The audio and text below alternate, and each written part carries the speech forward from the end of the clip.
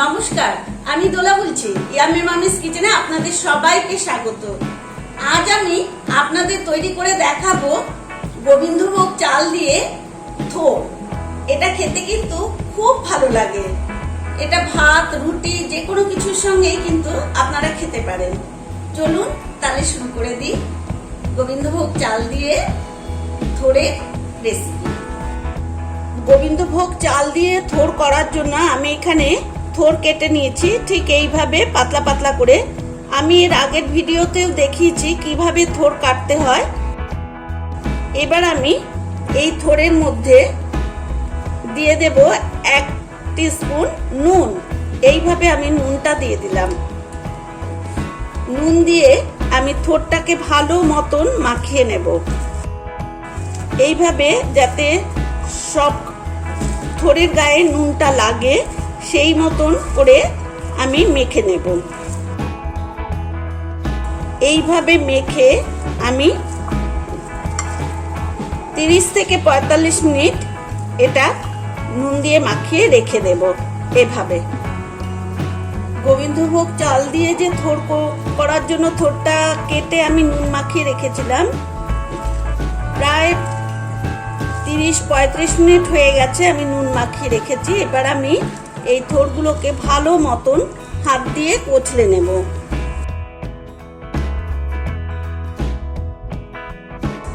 কারণ থোরের মধ্যে নুন মাখিয়ে রাখলে কি হয়, থোরের ভেতরের যে জলটা ওটা খুব সহজে বেরিয়ে আসে। আর এতটা জল শুদ্ধ যদি থোর রান্না করা হয় তাহলে অনেকটা টাইম লাগবে, আর সেদ্ধও ভালো হয় না। তাই এইভাবে নুন মাখিয়ে আপনারা যদি থোরটাকে বেশ কিছুক্ষণ রেখে দিয়ে এইভাবে জলটা বের করে দেন তাহলে থোরটা খেতে কিন্তু খুব ভালো লাগে, খুব নরম হয়। দেখুন কতটা জল বেরিয়েছে। এবার আমি একটা বাটিতে এই থোরটাকে নিংড়ে, জলটা নিংড়ে বের করে রেখে দেব। দেখুন কতটা জল বেরিয়েছে। এভাবে আমি থোর থেকে সমস্ত জলটা বের করে নিলাম। আমি এখানে 3 টেবিল স্পুন গোবিন্দভোগ চাল নিয়েছি। চালটা নিয়ে ভালো মতন ধুয়ে একটু জলে ভিজিয়ে রেখেছি। আমি গোবিন্দভোগ চাল দিয়ে থোর করব দেখে গ্যাস ওভেনে একটা কড়াই বসিয়ে দিয়েছি। এবার আমি গ্যাস ওভেনটা অন করে দিচ্ছি। এবার আমি কড়াইয়ে দিয়ে দিচ্ছি রিফাইন্ড অয়েল।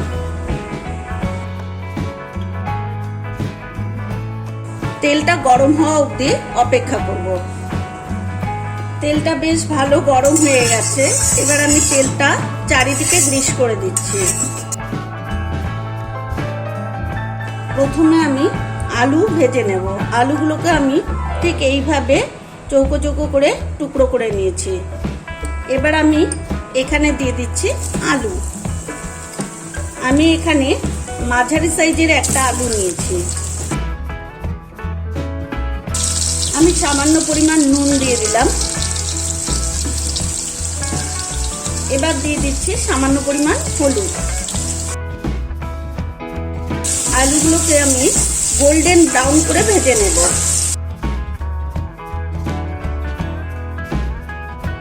এবার আমি একটা ঢাকা দিয়ে দিচ্ছি আর গ্যাস ওভেনটা মিডিয়াম আঁচ করে দিচ্ছি। এইভাবে আলু ভাজলে আলুটা বেশ সুন্দর ভাজা হয়, ভেতরটাও মানে ভালো মতন ভাজা হয়, আর ওপরটা খুব সুন্দর একটা কালার আসে। আমি এবার ঢাকাটা নামিয়ে নিচ্ছি। দেখুন আলুর কালারটা কত সুন্দর হয়েছে। এইভাবে আলু ভাজলে খেতেও কিন্তু খুব ভালো লাগে।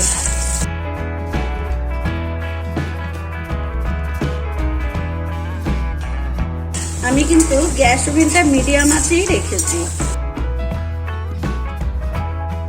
এভাবে মিডিয়াম আঁচে আলু ভাজলে আলুটা কিন্তু পুড়ে যায় না।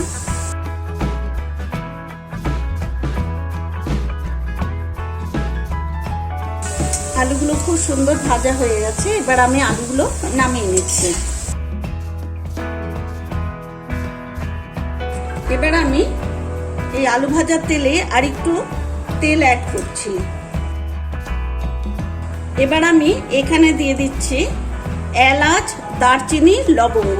এলাচটা কিন্তু আমি এইভাবে ফাটিয়ে দিয়েছি, দিয়ে দিলাম।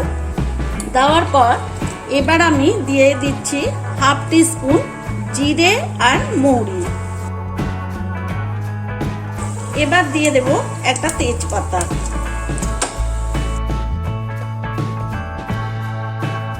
এবার আমি এখানে দিয়ে দিচ্ছি সেই গোবিন্দভোগ চাল, আমি যেটা বেশ কিছুক্ষণ ধরে প্রায় 10 মিনিটের মতন ভালো মতন ধুয়ে ভিজিয়ে রেখেছিলাম। এবার দিয়ে দিচ্ছি এই গোবিন্দভোগ চালটা।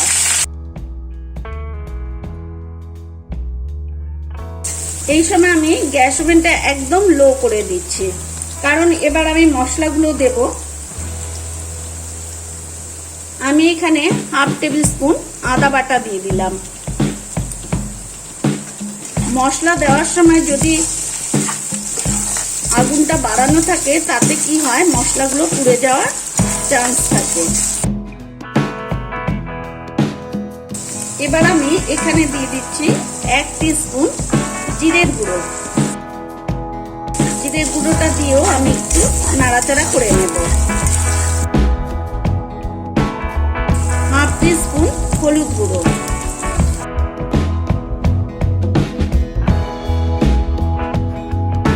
এবার দিয়ে দিচ্ছি ধনে গুঁড়ো। এবার দিয়ে দিচ্ছি কাঁচা লঙ্কা বাটা। আমি এখানে 1.5 টিস্পুন কাঁচা লঙ্কা বাটা দিয়ে দিলাম। এই ঝালটা আপনারা আপনাদের স্বাদ অনুযায়ী দেবেন। এবার আমি এখানে দিয়ে দিচ্ছি 1 টিস্পুন লাল লঙ্কার গুঁড়ো। এবার আমি এখানে সামান্য জল অ্যাড করলাম। জল দিয়ে ভালো মতন মশলাটাকে কষাতে হবে। খুব সুন্দর একটা অ্যারোমা বেরিয়েছে। এবার আমি এখানে দিয়ে দিচ্ছি থোর। যেই থোরটা আমি জল ঝরিয়ে রেখেছিলাম নুন দিয়ে মাখিয়ে, সেই থোরটা এবার আমি এখানে দিয়ে দিচ্ছি।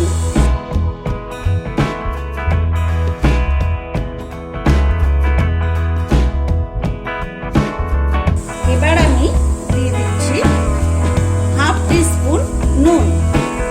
আমি যেহেতু থোড়ের মধ্যে আগে থেকে নুন মিশিয়ে রেখেছিলাম, তার জন্য এখানে আমি হাফ টিস্পুন নুন দিলাম।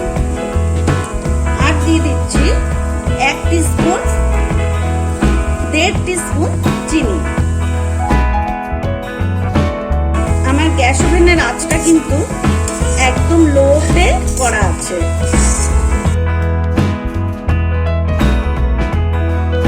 এইভাবে থোর করলে খেতে কিন্তু খুবই ভালো লাগে।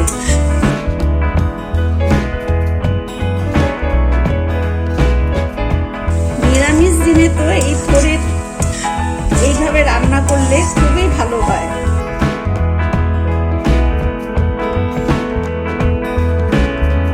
এবার আমি এখানে দিয়ে দিচ্ছি জল। আমার এখানে আরেকটু জল লাগবে। এই জলটা কিন্তু আপনারা বুঝে দেবেন। এই সময় আমি একটা কাঁচা তেজপাতা দিয়ে দিলাম। এবার ঢাকা দিয়ে কিছুক্ষণ রাখবো। বেশ কিছুক্ষণ হয়েছে, এবার আমি ঢাকাটা নামিয়ে নিচ্ছি। নামিয়ে নিয়ে এইভাবে আমি একটু নাড়াচাড়া করে দেব। তাহলে বন্ধুরা, আপনারা দেখলেন আমি কিভাবে এই গোবিন্দভোগ চাল দিয়ে থোর তৈরি করলাম। এটা খেতে কিন্তু খুবই ভালো লাগে।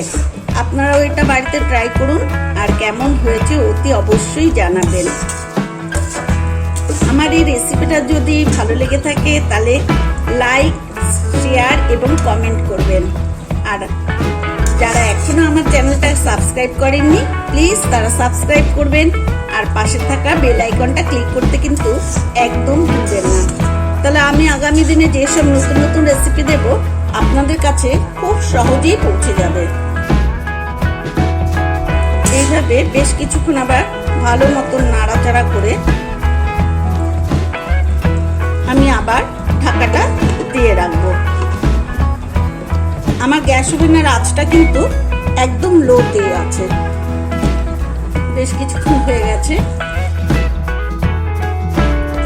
আবার ভালো মতন নাড়াচাড়া করে দেব।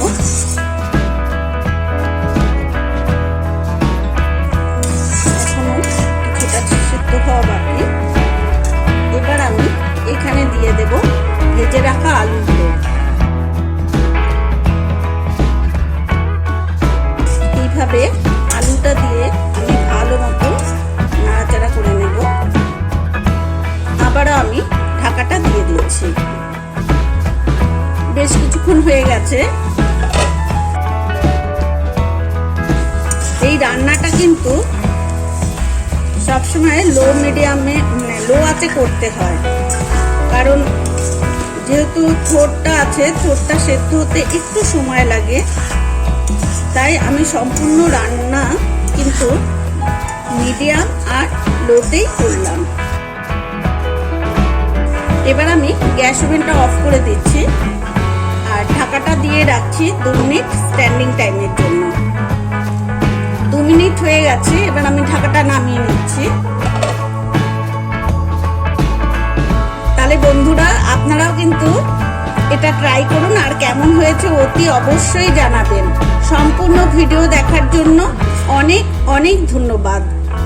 আজ তবে আসি, আপনারা সবাই ভালো থাকুন, সুস্থ থাকুন এই কামনা করি।